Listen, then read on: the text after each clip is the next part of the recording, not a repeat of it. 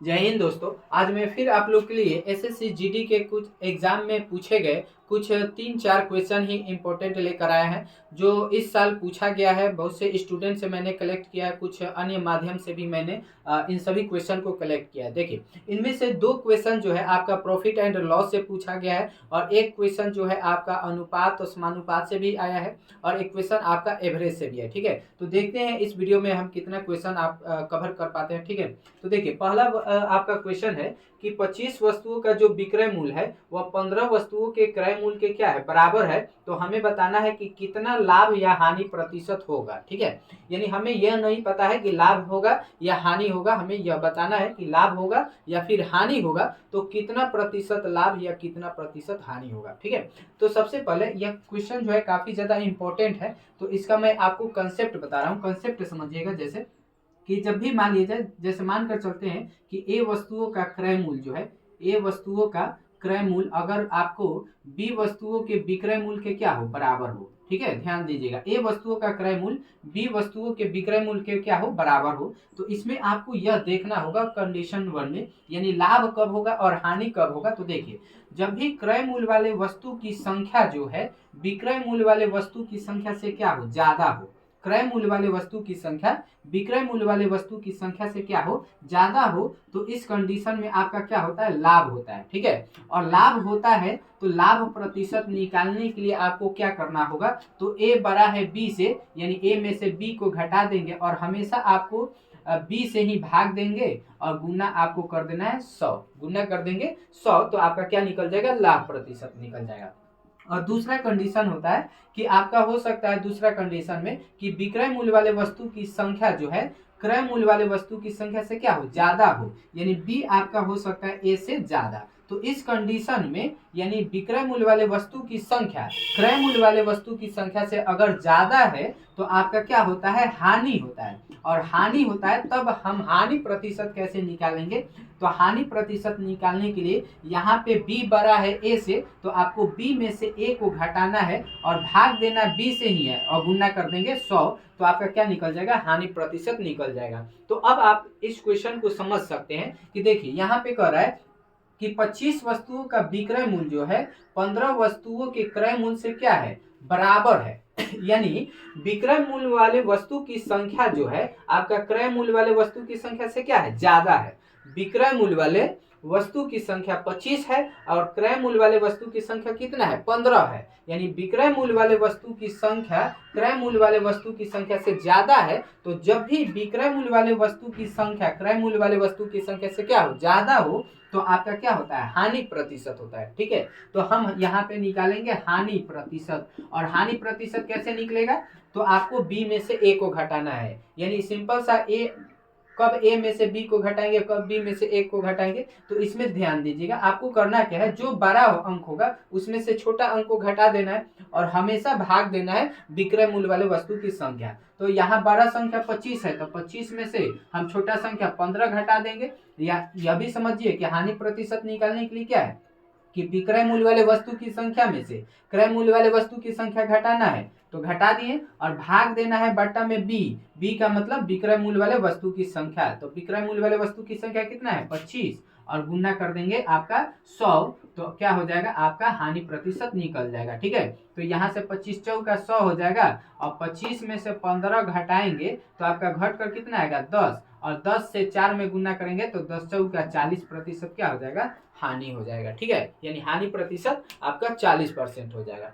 तो उम्मीद करता हूं कि आप लोग को इस क्वेश्चन का सलूशन और कॉन्सेप्ट जो है अच्छी तरह से समझे होंगे। कोई डाउट हो तो आप कमेंट कर सकते हैं। ठीक है, तो अब हम आगे बढ़ते हैं नेक्स्ट क्वेश्चन की तरफ। नेक्स्ट क्वेश्चन जो है आपका प्रॉफिट एंड लॉस से ही है, लेकिन बहुत ही सिंपल क्वेश्चन है। ठीक है, तो चलिए सेकेंड क्वेश्चन को हम लिखते हैं। चलिए दोस्तों, तो यहाँ पे हम सेकेंड क्वेश्चन को भी लिख चुके हैं। सेकेंड क्वेश्चन जो है आपका प्रॉफिट एंड लॉस से ही है, जैसा कि मैंने आपको बताया था।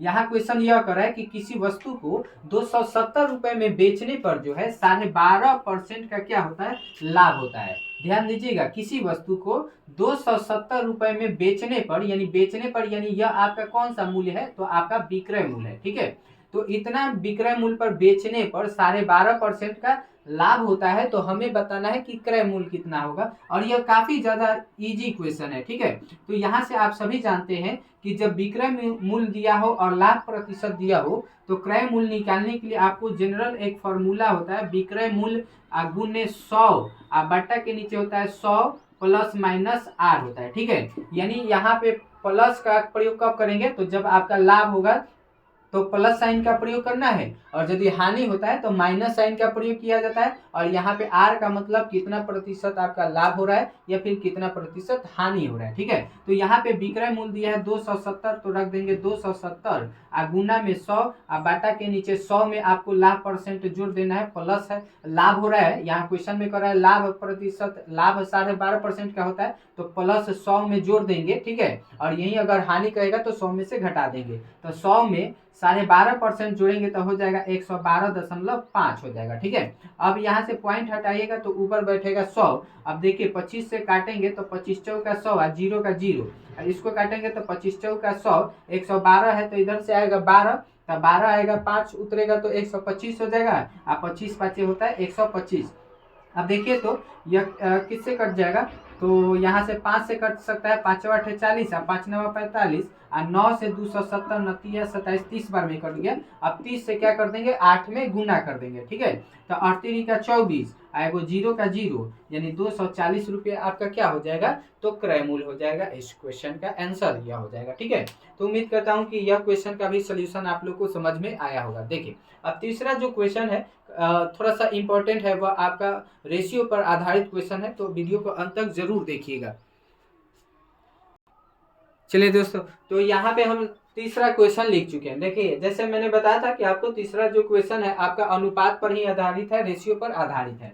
यहाँ पे कह रहा है क्वेश्चन कि x जोड़ y अनुपात x माइनस वाई जो है बराबर है 5:1 के, तो हमें y और x के अनुपात पूछ रहा है कि कितना होगा। ठीक है, तो देखिए यहाँ पे x जोड़ y अनुपात का मतलब बटा x माइनस वाई, इसका मान दिया है 5:1 यानी 5/1, यानी अनुपात को क्या कर लीजिए आप बटा में तोड़ लीजिए। अनुपात को हम लोग बटा में तोड़ सकते हैं, तो x जोड़ y अनुपात को हमने बटा में तोड़ा, यहाँ पे x माइनस वाई है तो x माइनस वाई कर लिए, और बराबर में भी जो 5:1 दिया है इसको भी हम क्या कर लेंगे 5/1 तोड़ लेंगे। अब इसके बाद क्या करेंगे, तो क्रॉस मल्टीप्लाई किया जाता है, तो क्रॉस मल्टीप्लाई करेंगे तो 5 से x में होगा 5x, और यहाँ 5 से y में करेंगे तो 5y हो जाएगा। ठीक है, और इधर 1 से गुना करिएगा तो x जोड़ y होगा। ठीक है, अब आपको करना क्या है, तो x को एक तरफ कर लीजिए और y को एक तरफ कर लीजिए, तो x को इधर भेज दीजिए, तो 5x में से प्लस इधर है ना तो माइनस में आएगा तो घट जाएगा, तो 5 में से एगो x जाएगा 4x हो जाएगा, और इस 5y को इधर भेज दीजिए तो माइनस से इधर जाएगा प्लस हो जाएगा, तो इधर पहले से एगो y है। ठीक है, तो ये भी जुट जाएगा, तो 5 गो y आएगो, इधर y क्या हो जाएगा 6 गो y। ठीक है, अब देखिए तो यह कट जाएगा 2 दूना 4 और 2 तिहाई 6, यानी यहाँ पे कट कराया 2x और 3y हो गया। ठीक है, अब देखिए यहाँ पे सवाल में आपका दो तरह से भी क्वेश्चन पूछ सकता है, जैसे यहाँ पे y अनुपात x पूछ रहा है तो ऐसे भी पूछ सकता है कि x अनुपात y कितना होगा।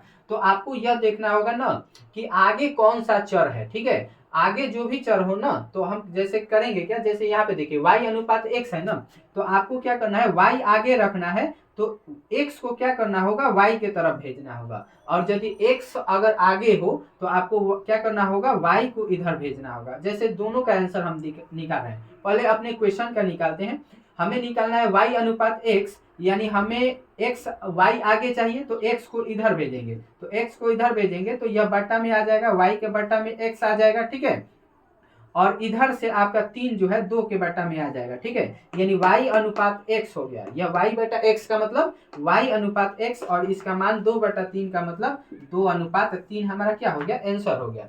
और यही अगर x अनुपात y करता तो इसको क्या कर देंगे पलट देंगे, x अनुपात y x/y, तो यहाँ का अनुपात भी आपका क्या हो जाएगा पलट जाएगा, यानी यह हो जाएगा 3:2 हो जाएगा। ठीक है, तो उम्मीद करता हूँ कि यह भी क्वेश्चन का भी सॉल्यूशन आप लोग को समझ में आया होगा। तो वीडियो काफ़ी ज़्यादा लॉन्ग हो जाता है, इस वजह से हम तीन क्वेश्चन को ही बता रहे हैं। ठीक है, तो नेक्स्ट वीडियो में मैं आप लोग के लिए और भी क्वेश्चन लेकर आऊँगा। ठीक है, तो मिलते हैं आपसे नेक्स्ट वीडियो में, तब तक के लिए जय हिंद।